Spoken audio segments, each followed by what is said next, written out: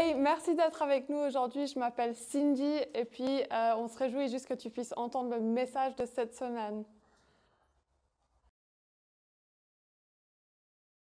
Trop bien, merci pour ce temps de louange encore les amis.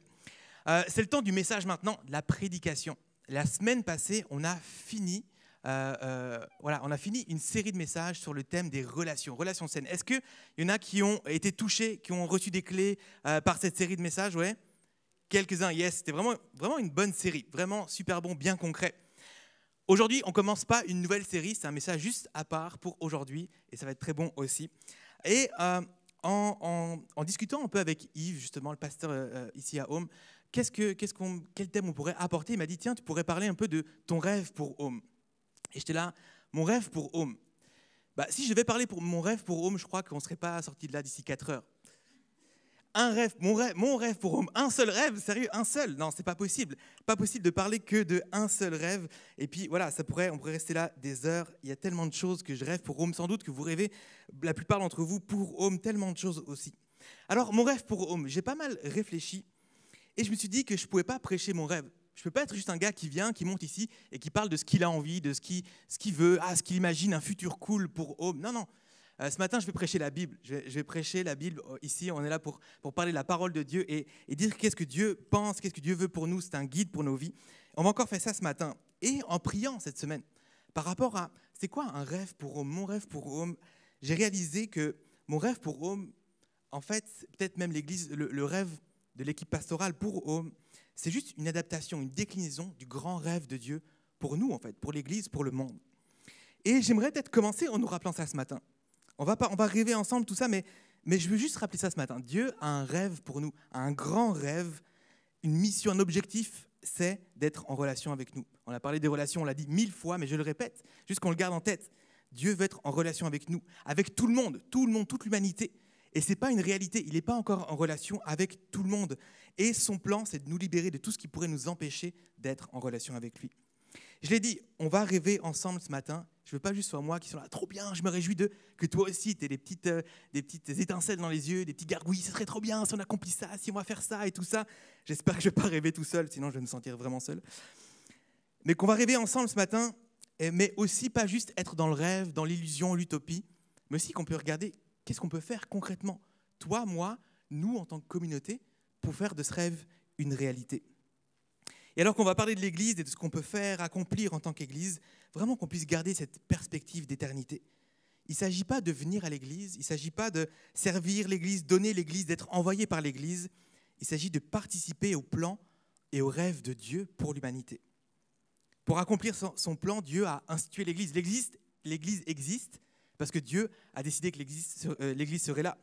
Avant de monter au ciel, Jésus dans sa vie, il a vécu, il s'est incarné comme homme, il a vécu, il est mort, il est ressuscité. Puis avant de monter au ciel, il a dit cette phrase à ses disciples, tout comme le Père m'a envoyé, moi aussi je vous envoie.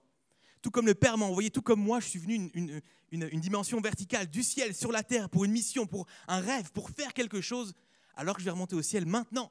Vous les disciples, qui allez ensuite être l'Église, je vous envoie continuer ce rêve, continuer cette mission, continuer cet objectif, ma raison de venir sur terre, vous continue maintenant. Et mon rêve, c'est que vous et moi, on puisse participer à ce rêve que Dieu a pour l'humanité. Alors tout ça n'est peut-être pas encore très très clair, mais vous allez voir, on va rentrer dans le message et ce sera très clair.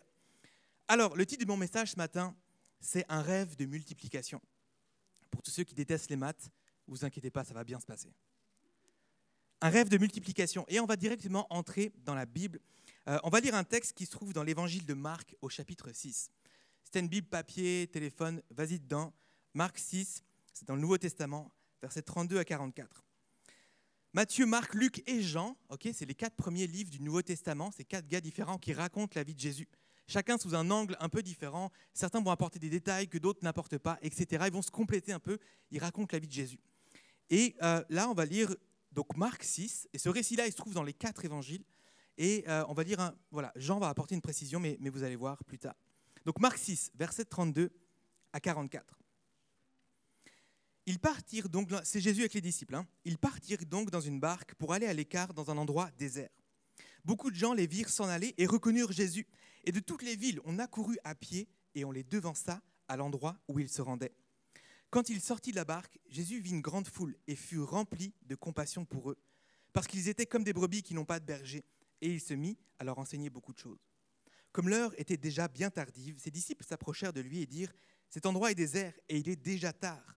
Renvoie-les afin qu'ils aillent dans les campagnes et dans les villages des environs pour s'acheter du pain, car ils n'ont rien à manger. » Jésus leur répondit « Donnez-leur vous-même à manger. » Mais ils lui dirent « Faut-il acheter des pains pour 200 pièces d'argent et leur donner à manger ?»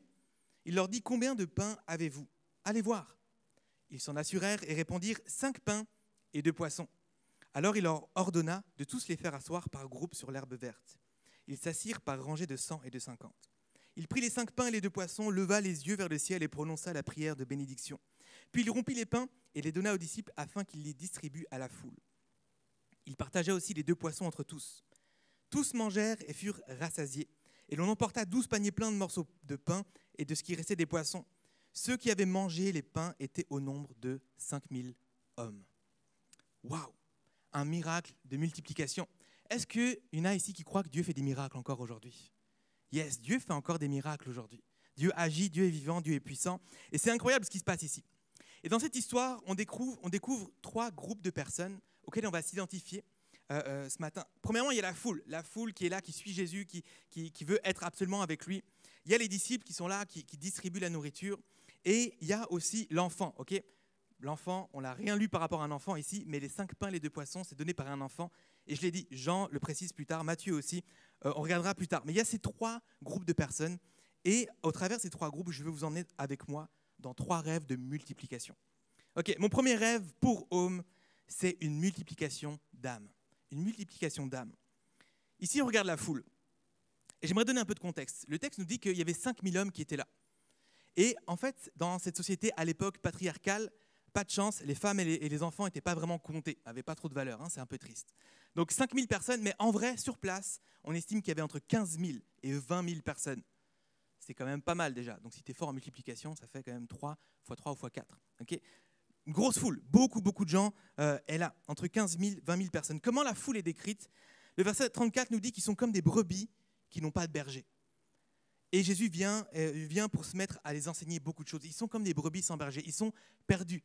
Il n'y a pas de direction pour leur vie, il n'y a pas de guide, ils ne savent pas où aller, ils ne savent pas quoi faire. Jésus avait sans doute quelque chose à leur donner qu'ils n'ont pas trouvé ailleurs. Ces gens ont quitté leur chez eux pour aller vers Jésus parce qu'ils avaient soif de quelque chose de plus dans leur vie. Verset 35, ils sont dans un endroit désert et c'est déjà tard. C'est comme s'ils étaient isolés, rien autour d'eux et peut-être ils sont isolés de la réalité. C'est voilà, des brebis sans berger, je suis perdu, je suis tout seul, je suis dans un désert. Ils ne savaient pas où aller d'autre, ils étaient prêts à tout pour recevoir quelque chose de Jésus. C'est dans le désert, c'est la nuit, ils ont quitté leur ville, leur village, et puis leur vie en fait, ils sont tout seuls. Verset 36, cette foule, elle doit aller dans les campagnes et dans les villages des environs pour s'acheter à manger parce qu'ils n'ont rien à manger. Avant que Jésus intervienne, ils sont livrés à eux-mêmes, ils n'ont rien du tout, pas de nourriture, pas d'enseignement, ils sont perdus, Et je ne sais pas si tu sais, mais cette histoire, elle arrive au mauvais moment en fait, pour Jésus et les disciples. Ça tombe, en fait, que cette foule arrive là, ça tombe mal. Ça tombe vraiment mal. Juste avant ce qu'on vient de lire, Jésus, il va dire à ses disciples, les gars, on fait le ministère, on est avec des foules tout le temps, on est fatigué, vous savez quoi? On va prendre du repos, on va aller dans un lieu désert, on va se prendre à l'écart parce qu'on en a besoin. Et puis on l'a lu au verset 32, il partit donc dans une barque pour aller à l'écart dans un endroit désert. C'est pas le bon moment, ils sont fatigués, ils n'en peuvent plus, ils vont dans un endroit désert pour être calmes. La foule voit Jésus, ils prennent un bateau, la foule voit Jésus, court, ils font tout le tour du lac pour rejoindre Jésus. Et là, qu'est-ce qui se passe? C'est pas le moment, ils sont fatigués et tout. Malgré tout, Jésus voit la foule en sortant de la barque et il est ému de compassion. On peut imaginer ses yeux qui sont mouillés. Il voit la foule parce qu'ils sont comme perdus. Pas de direction pour leur vie, il leur manque quelque chose, ils sont soif. Et il est attiré par la foule. La foule est là, les gars. La foule est là, il faut que j'aille. Il faut que j'aille prendre soin, il faut que j'aille enseigner, il faut que j'aille donner une direction. Ils sont comme des brebis sans berger. Mon rêve, c'est que Home soit une église qui multiplie les âmes sauvées, qui va dans la foule, qui rejoint la foule, qui prend soin de la foule, qui fait en sorte que la foule est un berger. Je n'ai pas réussi à retrouver quel homme de Dieu a dit que l'église n'est belle que lorsqu'elle est tournée vers l'extérieur. L'église n'est belle que lorsqu'elle est tournée vers l'extérieur. On se rend compte, on vient à l'église, l'église c'est plus que nous. Et l'Église n'existe pas juste pour nous, en fait. C'est très bien, on vient, on est touché, on est rempli, c'est hyper important. Mais l'Église ne peut pas être que ça, en fait. L'Église, elle est belle seulement quand elle est tournée aussi vers l'extérieur. Erwin McManus, c'est un pasteur d'une méga church aux États-Unis, il a dit « L'Église n'existe pas pour rencontrer nos besoins. Nous sommes l'Église ici afin de rencontrer les besoins du monde. » Et si tu aimes les citations un peu plus piquantes, en voilà une pour toi. Une église, c'est un hôpital pour les pécheurs, pas un musée de saints. Bam. Et des fois, on peut se dire, ah ouais, l'église, tout est beau. Puis ça, c'est un peu l'église qui souvent peut faire souffrir d'autres. On arrive à l'église, tout est parfait. Ouah, les chrétiens sont beaux. Ouah, on les expose, c'est un musée. Tout est bien, tout est parfait, tout est joli. Ah, on est bien entre nous, qu'est-ce que c'est super. Non, non. Oui, bien sûr, je l'ai dit, c'est bon, il faut se nourrir, il faut vivre des choses, il faut se ressourcer, c'est important, on est là pour ça aussi. Mais c'est aussi un hôpital pour les pécheurs, un endroit où les gens qui ont besoin viennent, ils se sentent bien, ils se sentent aimés, ils découvrent une raison de vivre, ils découvrent une guérison, ils découvrent un berger, une direction pour leur vie, un sens à leur vie. L'église doit être une église tournée vers l'extérieur, qui, comme Jésus, est attirée par la foule, comme Jésus veut rejoindre la foule, comme Jésus donne une direction, soit un guide, un berger. Une église qui multiplie les âmes sauvées, une église tournée vers l'extérieur. Et en fait, je dis un rêve. Je rêve que Home soit cette église, mais en fait, on est déjà en marche vers ce rêve. C'est pas qu'on fait rien du tout.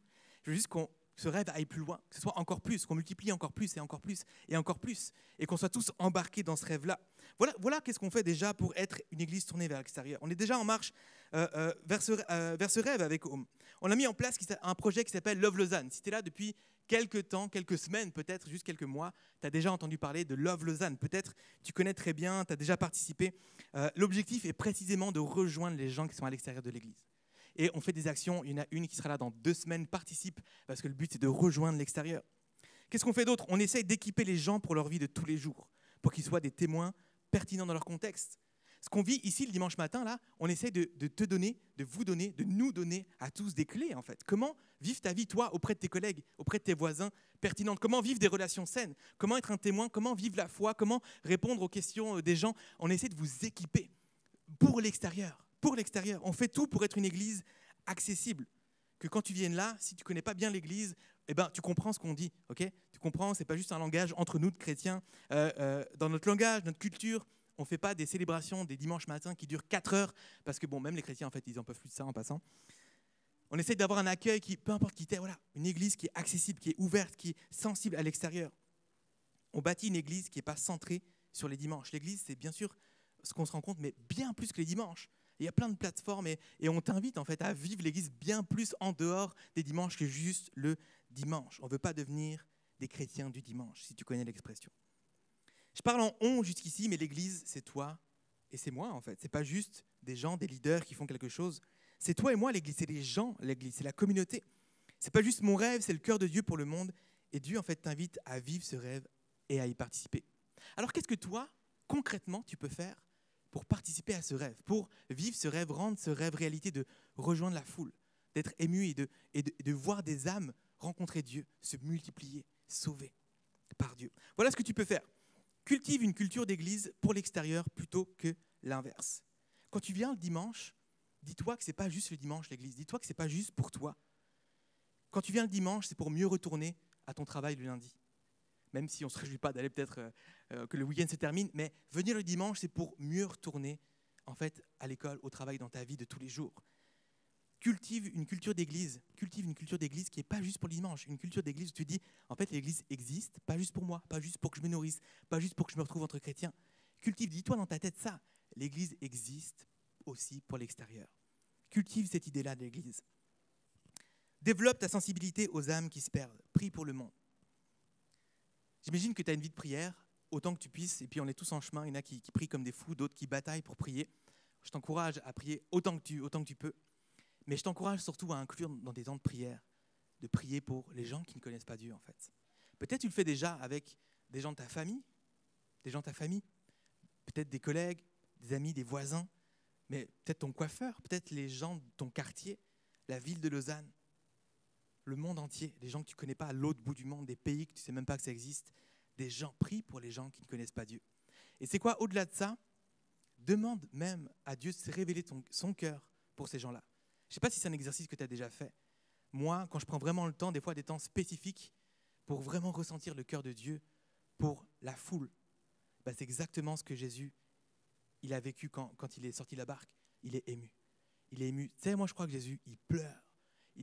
Ça lui fait tellement mal de voir tellement de gens qui sont comme des brebis sans berger, qui sont perdus, qui sont prêts à tout, sortir de chez eux, dans le texte qu'on a vu, sortir de chez eux, aller dans un lieu désert, ils n'ont pas à manger, ils n'ont rien, ils sont prêts à tout. Combien de personnes aujourd'hui sont prêtes à tout pour vivre, pour trouver un sens à leur vie, à plus, et qui veulent se sentir vivre par toutes sortes de mauvais moyens finalement. Jésus pleure pour ces gens-là. Il désire tellement être en relation, c'est son rêve, être en relation avec ces personnes-là. Et quand on demande à Dieu de nous révéler son cœur, on est touché, on est ému par les foules, ému par les gens qui ne connaissent pas Dieu. Et on prie pour eux. Donc je t'encourage à aussi prier pour eux, participe à ce rêve, c'est ce que Dieu veut, rejoindre les foules. Équipe-toi aussi pour ton Lausanne. On aime bien dire ça aussi. On aime bien prier pour Lausanne parce que Home, tu as remarqué, c'est Home Lausanne. Un jour, ce sera aussi, parce qu'on veut se multiplier en tant qu'église aussi, un jour, ce sera Home Genève, Home Fribourg, Home Morges, Home Launay ou voilà, Home Petit Bled. On veut se multiplier aussi comme ça et on parle de Lausanne actuellement et on prie pour la ville de Lausanne. On veut être un témoin et une lumière avec Love Lausanne justement, tout ça. Mais il y a aussi ton Lausanne. Ton Lausanne, c'est ton contexte. C'est ton coiffeur, tes amis, ta famille, tout ça. Et équipe-toi justement. Équipe-toi quand tu viens ici et que tu écoutes un message. Des fois, on donne des clés très concrètes, des messages très, très concrets pour ta vie. Prends des notes, réécoute le message. Participe à des city groups où tu peux justement grandir en maturité. Poser des questions. Même moi, j'ai un collègue qui me dit ça, je ne sais pas quoi répondre. Mais on pourrait faire ça. Et puis tu grandis en maturité, en connaissance, en foi. Tu accumules des principes, des clés pour ta vie, pour ton quotidien de tous les jours. Équipe-toi. Quand tu viens, équipe-toi, écoute d'autres prédications, lis des livres peut-être sur la foi, sur l'apologétique, sur toutes sortes de choses qui peuvent t'aider dans ton contexte, à toi. Équipe-toi, fais aussi ta part. Tu fais partie de l'église, des fois on dit « Ah, c'est le rôle de l'église », mais l'église c'est toi et c'est moi. Vis le rêve de Dieu, participe au rêve de Dieu. Ton Lausanne, ta vie, ton monde, ton entourage, c'est ta foule à toi. Rêvons ensemble et faisons de ce rêve une réalité. Mon deuxième rêve de multiplication pour Home, c'est un rêve de multiplication de ressources, une multiplication de ressources. Ici, dans l'histoire, on va regarder à l'enfant. Okay, comme je l'ai dit dans le texte de Marc que j'ai lu, il n'y a pas d'enfant qui apparaît. Mais Jean et puis Matthieu notamment font référence à cet enfant. Je relis rapidement le verset 36 dans Marc et puis je vais ajouter Matthieu, vous allez voir. Les disciples, donc, ils disent à Jésus, renvoie-les, la foule, renvoie-les afin qu'ils aillent dans les campagnes et dans les villages des environs pour s'acheter du pain, car ils n'ont rien à manger. Jésus leur répondit, donnez-leur vous-même à manger. Mais lui dire, est-ce qu'il faut qu'on aille acheter des pains pour 200 pièces d'argent et leur donner à manger? Il leur dit, combien de pains avez-vous? Allez voir. Et Matthieu 14, au verset 15, précise quelque chose ici. Il y a un jeune garçon qui a 5 pains d'orge et 2 poissons. Mais qu'est-ce que cela pour tant de gens? Plusieurs choses intéressantes ici, et je vais de nouveau vous donner un petit peu de contexte. Les villes et les villages, les disciples, ils sont là, ok, on a 15 000 à 20 000 personnes, Jésus, les gens, ils ont faim, renvoie-les pour qu'ils aillent manger. Donnez-leur vous-même à manger. Puis il va dire, mais c'est un peu compliqué là, il faut qu'ils aillent dans les villes et les villages aux alentours. Les villes et les villages. Quand on étudie un petit peu la géographie, okay, à cette époque, à ce moment-là, la plus grande ville autour, c'est environ 3 000 personnes. Donc si on fait un peu de calcul, okay, 15 000, 20 000 personnes, imagine 15 000 personnes, okay, c'est quand même la plus grande ville. Imagine, il y a 5 villes de 3 000 personnes, on arrive à 15 000. Ça veut dire qu'il faudrait aller déjà dans 5 villes différentes.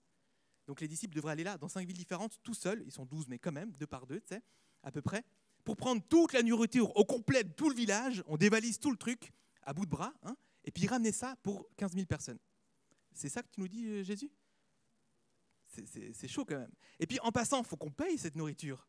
Est-ce qu'il faut qu'on dépense 200 pièces d'argent? Alors, une pièce d'argent, c'est l'équivalent environ d'1 jour de salaire. Une pièce, 1 jour de salaire. Donc, 200 pièces, 200 jours de salaire. Donc, Jésus, tu nous demandes de donner 7 mois de salaire environ pour acheter cette nourriture. Jésus, tu es au courant qu'en fait, on marche avec toi, qu'on n'a pas de travail, qu'on n'a pas d'argent? Tu veux qu'on fasse quoi, là? On n'a pas de ressources. On n'a pas de ressources. Ah si, attends. On vient d'aller voir, il y a un petit gars, là, il a 5 pains de poisson. Et 5 pains de poisson, en fait, quand on étudie le contexte, on se rend compte que c'est la nourriture qu'un orphelin recevait pour une semaine. C'était une aide alimentaire. Donc lui, il reçoit ça, c'est tout ce qu'il a pour manger dans sa semaine. On a 5 pains de poisson, et les disciples ils disent, mais c'est quoi ça pour tant de gens? Qu'est-ce qu'on fait avec 5 pains de poisson pour 15 000, 20 000 personnes? C'est rien du tout. il y avait un manque de ressources. Clairement un manque de ressources. Mais Jésus se sert de ces 5 pains et ces 2 poissons pour multiplier les ressources. Il a fallu que quelqu'un commence à donner pour que la multiplication ait lieu. Impossible de prendre soin de la foule sans ressources. Et mon rêve pour Home, c'est qu'il y ait une multiplication de ressources. On a déjà quelques ressources, mais que ça puisse se multiplier encore et encore et encore. Que les gens qui appellent Home leur église investissent dans le royaume de Dieu. Que ceux qui ont peu donnent peu, ceux qui ont beaucoup donnent beaucoup. J'imagine, ok, je rêve un petit peu là, hein, et j'espère t'emmener avec moi. J'imagine des dizaines de personnes qui donnent du temps à l'église. J'imagine des dizaines d'employés qui travaillent à l'église. Quelqu'un qui travaille dans la créativité, quelqu'un qui est payé pour la louange développée, quelqu'un qui est payé pour des projets humanitaires, qu'on ait des projets humanitaires, missionnaires, qu'on ouvre une banque alimentaire, et puis qu'un employé pour ça, et puis que tout d'un coup on ait pas mal d'argent, on puisse subvenir à 10 familles, 20 familles, 100 familles comme ça, et rejoindre les gens. Waouh, ce serait trop bien, plus de ressources, plus de nourriture, plus d'argent, plus de projets, ce serait tellement cool. Hop, on loue des locaux, on ouvre un campus à Love, non c'était quoi, Home, Petit Bled, Home Petit Bled, voilà, Home Lausanne, Home Petit Bled, je vais y arriver. Ce serait trop bien, plus de ressources, plus de moyens, plus de projets, plus de gens. Waouh! Je visualise des gens qui donnent avec joie. Ça, c'est un rêve. Tu sais. Souvent, c'est difficile de donner. Je réalise, je le sais. Je rêve que des personnes découvrent leurs dons et leurs talents en s'impliquant en fait, dans l'Église. Mais je rêve aussi que des gens sont généreux juste avec leurs voisins, pas juste à l'Église. Qui sont prêts à s'investir dans le projet de Dieu pour leur école, pour leurs collègues, pour leur quartier, pour la mission de Dieu. Je rêve de gens à Home qui donnent de leurs ressources, qui ne donnent pas parce qu'il faut donner, mais parce qu'ils sont convaincus qu'avec ce qu'ils donnent, Jésus peut le multiplier puis faire un miracle avec. Quand on donne, Jésus peut multiplier, faire un miracle. Une multiplication de ressources. Et l'objectif de base, c'est le même. Rejoindre la foule, c'est le rêve de Dieu. Rejoindre la foule, c'est le plan de Dieu pour l'humanité. Et c'est ce que Jésus a fait dans cette histoire. Mais tout comme les disciples ne pouvaient rien faire sans nourriture, Home ne peut pas faire grand-chose sans ressources. Les disciples sont arrivés avec 5 pains de poisson. Qu'est-ce que c'est que ça pour tant de gens? Pour nourrir 20 000 personnes, clairement, c'est rien. Mais pour cet orphelin qui a donné 5 pains de poisson, c'était tout. C'était tout ce qu'il avait, en fait. Ça lui a tout coûté. Et je vais être honnête avec toi. Si moi, j'étais ce garçon à cette époque, j'aurais dit, il n'y a pas moyen, je garde mes 5 pains de poisson. Il n'y a pas moyen. Les gars, vous venez vers moi, là, vous êtes 12 disciples, je me sens déjà un petit peu oppressé. Okay, calmez-vous, là, un peu de pression sur moi, pour donner mes 5 pains de poisson. Donc là, vous êtes en train de m'expliquer, je donne ça, c'est pour nourrir 20 000 personnes. Bon, déjà, vous êtes drôle. Mais en plus, moi, je suis orphelin. Les gars, un peu de compassion. Je suis orphelin, c'est tout ce que j'ai pour manger cette semaine. Non, j'abuse pas, j'en ai vraiment besoin. Tu sais. Et puis, clairement, ça ne va pas suffire pour tout le monde. Et vous savez quoi? Je suis un enfant dans cette société patriarcale. Oui, un enfant dirait ça à cette époque. Dans cette société patriarcale, je ne suis même pas assis au premier rang. Qu'est-ce que tu crois? Je suis avec les femmes et les enfants qui comptent rien. Là. Vous allez donner ça à la première rangée, 5 pains de poisson, c'est fini. Même moi, je n'aurais même pas une part de... Non. Et les gars, les disciples, mais Jésus, il est là. J'ai entendu qu'il faisait des miracles. Vous inquiétez pas, moi, je garde mon truc. Jésus va s'occuper de tout le monde. Vous inquiétez pas. Moi, j'aurais été ce petit garçon-là, comme ça, à hésiter. Non, j'exagère pas. C'est pour moi, je suis un orphelin, les gars. Et en fait, très souvent, on est tenté d'être ce petit garçon-là, qui hésite peut-être à donner.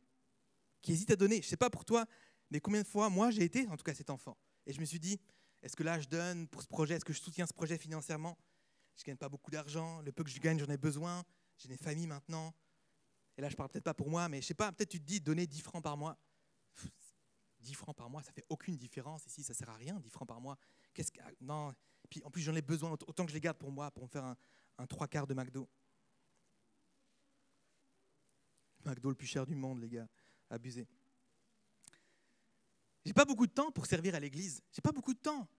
Ah, mais c'est pas grave, il y a plein de gens motivés qui ont le temps. Eux, ils vont servir, c'est bien.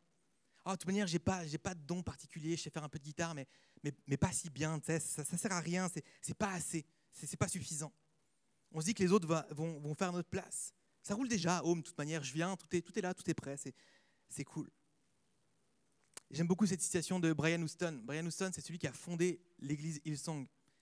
Pas une petite église. Ça n'existe pas Hillsong Petit Bled, tu vois. Il a dit, l'église n'est pas bâtie sur les dons ou les talents de quelques-uns, mais sur le sacrifice de plusieurs. Ça coûte quelque chose. Ça coûte quelque chose de donner de ses ressources. Ça a coûté beaucoup à cet enfant de donner ses 5 pains de poisson. Et on hésite, on se dit des fois, c'est trop peu, ça ne sert à rien, c'est pas assez. Ou alors, non, ça va trop me coûter. Ça va trop me coûter, je ne me sens pas capable. Je vais manquer peut-être, j'ai peur de manquer. La réalité, c'est que si cet enfant n'avait rien donné, Jésus n'aurait rien pu multiplier. Écoute bien, Jésus ne peut pas multiplier ce que tu n'as pas donné. Jésus ne peut pas multiplier ce qu'on ne donne pas, en fait. Il faut une ressource de base. Il faut qu'on donne quelque chose si on veut voir les ressources se multiplier. S'il avait gardé ce trop peu pour lui, il n'y aurait pas eu de miracle. Tout ce qui s'est passé était possible grâce à celui qui pensait que ça ferait peut-être aucune différence. Aujourd'hui, si on veut que Home puisse rejoindre la foule encore plus, on le fait déjà, mais encore plus, comme Jésus l'a fait, on doit se mettre à donner de nos ressources. Peut-être tu donnes déjà et c'est très bien, continue. Peut-être certains ici doivent commencer à donner, oser à donner, ou peut-être donner plus, peut-être être challengé. Et je ne parle pas que de l'Église, je parle donner simplement, se donner pour la foule. De nouveau, tes voisins, ta famille, ton coiffeur, tes amis d'école sur Zoom. Jésus t'invite à oser faire le pas, parce qu'il ne peut pas multiplier ce qu'on n'a pas donné. Et je reconnais qu'il y a des saisons. Okay, si tu es une jeune famille avec des enfants, je ne vais pas te demander de venir servir 2 soirs par semaine, plus 2 dimanches sur 4, tu vois, par mois. Je comprends, ce n'est pas une bonne saison pour donner beaucoup de ton temps. Mais peut-être si tu es une famille, tu as peut-être un petit peu plus de moyens financiers, peut-être donner un tout petit peu, juste servir 1 fois par 6 mois dans des événements. Et peut-être si tu es un étudiant et puis que tu vis chez tes parents puis que tu ne travailles pas, je ne vais pas te demander de donner 5 000 francs par mois. Enfin, tu vois, normal, ça je comprends tout à fait, c'est normal. Mais je crois que peu importe où on est, dans quelle saison, on est appelé à contribuer. Et ça, c'est quelque chose que j'ai appris ici à Home, avec Yves principalement, qu'on ne peut pas tous servir, mais on peut tous contribuer. Et je crois que dans une famille, on est tous appelés à contribuer. Si tu vas manger chez tes parents, tu ne vas peut-être pas faire à manger, ok, tu es invité, tu vas, mais tu peux éplucher les patates, tu peux mettre la table, tu peux ouvrir la porte à ton frère ou ta sœur qui vient, tu peux contribuer, faire un petit quelque chose, contribuer à ce qui se passe. Et je crois que c'est simplement, même pas ce que je te demande, je ne veux même pas te demander, je ne veux pas te demander quelque chose parce que tu vas le faire pour moi. Moi, je t'invite juste à participer à ce que Dieu veut faire, à Home et au travers de Home en fait. Participer, contribuer. Et tu sais, 10 francs par mois, je reprends cet exemple. Moi, je te dirais, même si c'est 1 franc par mois et que tu n'as pas de salaire, mais que tu as un petit quelque chose, si tu peux donner 1 franc par mois, donne 1 franc par mois. Je crois que Dieu multiplie toutes les ressources, mais je crois qu'on doit développer notre cœur de générosité, apprendre à donner. Je veux contribuer, je veux participer, juste en symbole, en signe de je veux faire partie du truc, je veux contribuer au rêve de Dieu, à la mission de Dieu, à ce qui se passe à Home, je veux faire partie du truc. Je ne veux pas laisser les autres faire, je veux être ce petit gars qui donne aussi de ses ressources. Et je veux commencer, peu importe où j'en suis, ma saison, même donner un petit quelque chose, commencer à donner, participer. Et puis quand je pourrais augmenter, j'augmenterai. Mais je veux que ça fasse partie de ma vie. Donner de mon temps, mon énergie, de mes ressources, mes dons, mes talents, de ma présence, de mon aide, de mon attention, de mes prières. Il y a des saisons, mais on est tous appelés à contribuer. Il n'y a rien de trop petit, rien de pas assez, rien d'insuffisant. Jésus, c'est l'expert de la multiplication. Il fait les mathématiques pour toi. Il transforme ton insuffisant en plus que suffisant. 5 pains de poisson, 20 000 personnes. Donne ton 1 franc. Donne ton soir ou ton dimanche matin, 1 par 6 mois. Donne ce que tu peux donner. Donne-le, s'il te plaît. Pas pour moi, pas pour l'Église. Et donne-le avec joie pour le rêve de Dieu. Mon 3e rêve, mon dernier rêve de multiplication, c'est une multiplication de rêves, une multiplication de miracles ici à Home. Pour terminer, on va regarder aux disciples. Ils distribuent la nourriture, ils participent au miracle. C'est fou ce qui se passe. Tu sais, ils disent, ok, donnez-leur vous-même à manger, c'est bizarre ton truc, ok, bon les gars, je vais m'en occuper, vous n'avez rien pigé. Mettez les gens en rangée, ok, on compte bien, des rangées de 5, de 100, on compte facilement 5000 hommes en passant, il y a des femmes et des enfants à côté. Et puis vous allez distribuer, ok, moi je m'occupe du reste, vous distribuez. Ils distribuent, ils font les trajets avec les paniers, mais comment ça se fait qu'il y a encore, c'est incroyable ce qui se passe, waouh, le miracle et tout ça, on distribue. Est-ce qu'il y aura jusqu'au bout, Ils vivent le miracle, c'est fou, ils vivent la multiplication. Comment se termine cette histoire ? Versets 42-43, tous mangèrent et furent rassasiés. Et on emporta 12 paniers pleins de morceaux de pain et de ce qui restait de poisson. Et je me dis, pourquoi 12 paniers ? Qu'est-ce qui s'est passé en fait ? Jésus multiplie. Et tout d'un coup, les disciples regardent, attendez, je crois que tout le monde a mangé, tout le monde... Ok, Jésus, arrête-toi. Trop tard, j'ai multiplié 12 paniers en plus. Désolé, je ne me suis pas arrêté au bon moment. Non, je crois qu'il n'y a pas de hasard ici. Et j'ai regardé, j'ai lu plusieurs commentaires bibliques et les commentateurs disent possiblement les 12 paniers appartenaient en fait aux 12 paniers des disciples, qui étaient donc les 12 disciples. Vu qu'ils voyageaient beaucoup, c'était courant à cette époque d'avoir un panier. En gros, c'était un sac à dos, ton sac à main, pour transporter toutes sortes d'affaires, vu qu'ils voyagent beaucoup. Et possiblement, c'était les 12 paniers des 12 disciples. Eux aussi ont reçu leur part. Et je vais faire une parenthèse ici. Peut-être tu donnes déjà beaucoup à Home. Peut-être tu es déjà cet enfant fois 14 et tu donnes beaucoup, beaucoup, beaucoup. Peut-être tu es épuisé aussi. Et comme ses disciples, Jésus renvoie les foules, je suis fatigué là. On devait prendre un temps à l'écart à la base. Jésus, il a un panier pour toi. Prends-le. Oublie pas ton panier. Oublie pas ton panier. Il y a une part pour toi. Il y a aussi un miracle pour toi. Il y a aussi un renouvellement pour toi. Il y a une portion pour toi. Une portion du miraculeux. Renouvelle-toi. C'est incroyable. Les disciples ont dû vivre un miracle, c'est sûr, c'était fou. Mais heureusement, ils avaient un panier aussi pour se ressourcer après. Oublie pas de prendre ton panier. Et ça, c'est ma parenthèse, mais ces 12 paniers sont là pour dire que c'est pas terminé. Les miracles ne sont pas terminés. Les gars, il y a du restant. Il y a du restant parce qu'il y aura d'autres foules. Il y aura d'autres besoins. Il y aura besoin encore de multiplier. Il y aura encore besoin de rejoindre. Il y aura encore besoin de prier. Il y aura encore besoin de donner. Il y aura encore besoin de servir. Il y aura encore besoin, mais il y aura encore des miracles. Il y aura encore des miracles. Les 12 paniers sont là pour te dire que tu as peut-être vu des miracles ici à Home. Peut-être tu as vécu des miracles ici à Home. Peut-être tu ne crois pas aux miracles ce matin. C'est tout à fait OK. Tu ne crois même pas du tout aux miracles. Tu ne crois pas en Dieu. Tout à fait OK. Ces 12 paniers sont une invitation à vivre de nouveaux miracles, une invitation à se tourner vers la foule, une invitation à donner nos 5 pains de poisson, peut-être une invitation à croire aux miracles, justement. Une invitation à rêver pour Dieu. Ce n'est pas terminé. Il y a d'autres foules, mais il y a d'autres miracles. Jésus n'a pas fini de nous utiliser en tant que communauté, en tant qu'individu aussi. Jésus n'a pas fini d'agir. Il y a d'autres multiplications à venir, d'autres miracles, d'autres foules à nourrir. Ces paniers qui restent représentent le potentiel de ce que Dieu peut accomplir avec toi et au travers de toi. Avec ce panier, tu peux rêver aussi à ton tour. Qu'est-ce qu'il y a dans ton panier ? Quel projet avec ton panier tu peux accomplir ? Ou tu rêves ? Qu'est-ce qu'il y a ? Qu'est-ce que ce panier suscite comme rêve dans ton cœur ? Si toi, tu devais rêver pour Home, qu'est-ce que tu rêverais ? Si tu devais rêver pour ton immeuble, pour ta famille, pour des amis, pour ton école, qu'est-ce que tu rêverais aussi ? Il y a un panier pour toi avec un potentiel de multiplication. Je prie que Jésus multiplie les rêves ce matin et les potentiels de miracles. Ici à Home, mais au travers de Home, ça veut dire dans ta vie et au travers de toi. Tu as ta foule à toi, j'ai ma foule à moi. Et tu as ton panier et il y a Jésus qui peut multiplier tes ressources. Je vais conclure ici, puis je vais rappeler l'équipe de louanges. Avant qu'on reprenne encore 2 chants, juste une conclusion. Vous pouvez venir et puis commencer à juste jouer un petit peu. Jésus, il est allé vers la foule, il a multiplié ce que le garçon a donné. Mais ce que j'aime particulièrement dans cette histoire, et je l'ai lu plusieurs fois, cette histoire, puis ça fait partie de ces histoires qu'on connaît un peu par cœur, qu'on entend souvent et tout ça. Et je me souviens, jeune dans ma foi, je l'ai relu, je l'ai un peu plus étudié, et je me suis dit, il y a quand même cette question cette réflexion qui est très bizarre de la part de Jésus. Puis je l'ai un tout petit peu mentionné avant. Il y a 15 000 personnes, ils n'ont pas de nourriture, les disciples ils disent, Jésus, renvoie-les. Ils ont faim, c'est tard. Peut-être même les disciples, ils ont compassion. Et puis ils ont dit, renvoie la foule, ils sont fatigués, ils ont faim. Et Jésus, il dit cette phrase qui m'a tellement choqué. Donnez-leur vous-même à manger. Mais Jésus, les villes, les villages, là, tu te rends compte, on ne peut pas acheter, on ne peut pas aller. T'es un peu trop jeûné, là, Jésus, il faudrait peut-être repenser à manger. T'as un petit problème. T'es fatigué, qu'est-ce qui se passe ? Comment ça, donnez-leur vous-même à manger ? Jésus, il n'était pas stupide, il n'était pas bête. Pourquoi il dit ça ? Il sait très bien qu'ils n'avaient rien, il savait très bien qu'ils ne pouvaient pas, que c'était impossible. Mais il leur dit quand même, donnez-leur vous-même à manger. Et je trouve ça vraiment intéressant. Jésus,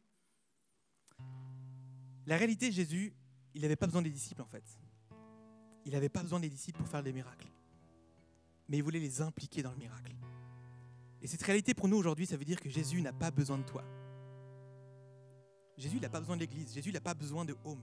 Jésus, il a besoin de personne. Allez, voilà, bonne journée. Il y a même un terme très théologique pour ça, dans les attributs de Dieu, c'est l'azéité de Dieu. Il dépend que de lui-même, il se suffit à lui-même. Si tu connais la pyramide de Maslow qui donne les besoins de l'être humain, il est sa propre pyramide de Maslow. Tout ce qu'il a besoin, c'est en lui. Il n'a pas besoin de nous du tout. Mais il choisit de se servir de nous. Il choisit de pas juste faire les miracles, de tout faire tout seul. Il choisit de nous impliquer. Et mon message, c'est ça ce matin. Si tu dois retenir une chose, c'est ça. Imagine-toi, tu es à cette époque-là. Jésus, il te dit, c'est quoi ? il y a 20 000 personnes, il y a des besoins, tout ça, et j'ai un peu de nourriture, je vais faire un miracle. Je vais multiplier la nourriture. Ça te dirait de juste m'aider à distribuer la nourriture, et tu vas voir, je vais multiplier la bouffe, tu vas voir, ça va être fou. Tous, on serait là, mais trop, mais carrément, clairement, attends, je prends un panier, j'arrive, vas-y, montre. On serait comme ça. C'est ce que j'aimerais qu'on vive ce matin. Jésus, il veut faire des miracles, il a un rêve pour l'humanité. Il veut rejoindre les foules, et le mieux là-dedans, c'est qu'il n'a pas besoin de toi, mais il t'invite à le vivre. Il t'invite dans son rêve, dans son plan, dans son projet. Il veut que tu rêves avec toi, Et oui, ça va coûter, ils étaient fatigués les disciples, et peut-être qu'ils étaient là, Jésus, moi je suis fatigué, renvoie les foules, j'en ai marre. Et Jésus l'a dit, oh, moi je suis fatigué, débrouillez-vous vous-même, donnez-leur à manger. Ça a coûté à cet enfant, mais ils ont tous participé au miracle. Et tu sais quoi, cet enfant, il a donné, mais finalement il a reçu aussi. Il a reçu, tous étaient rassasiés, ils n'ont pas juste reçu une petite portion, rassasiés. Si tu donnes, tu vas aussi recevoir. Tu vas voir des miracles se passer dans ta vie. Je ne vais pas te mentir, à Home ici, ce serait beaucoup plus simple et ça permettrait tellement plus de choses si plus de gens se levaient pour servir, si plus de gens donnaient généreusement. S'il te plaît, ne donne rien et ne sers pas si c'est pour moi. Si c'est juste parce qu'on te le demande ou que tu sens obligé ou parce que tu dis ouais, ils ont besoin d'aide, il faudrait quand même aider, ne le fais pas. Fais-le seulement si tu veux participer au rêve de Dieu, si tu crois que ce que tu donnes, Jésus va s'en servir pour rejoindre la foule, pour toucher les gens. Et comme je l'ai dit, bien sûr, c'est à l'église. Là, moi, je parle du rêve pour Home. Mais Home, c'est toi et moi, comme je l'ai dit. Et tu as aussi ta foule dans ton contexte, dans ton Lausanne. Participons au rêve de Dieu. Amen. J'espère que le message a pu te parler, que tu puisses vraiment prendre des pépites avec toi durant la semaine et les mettre en pratique. Si tu as envie de plus d'informations par rapport à l'église de Home et la communauté qu'on est, tu peux sans doute te diriger vers le site internet églisehome.com ou alors les réseaux sociaux, que ce soit Instagram ou Facebook. Et bonne semaine à toi.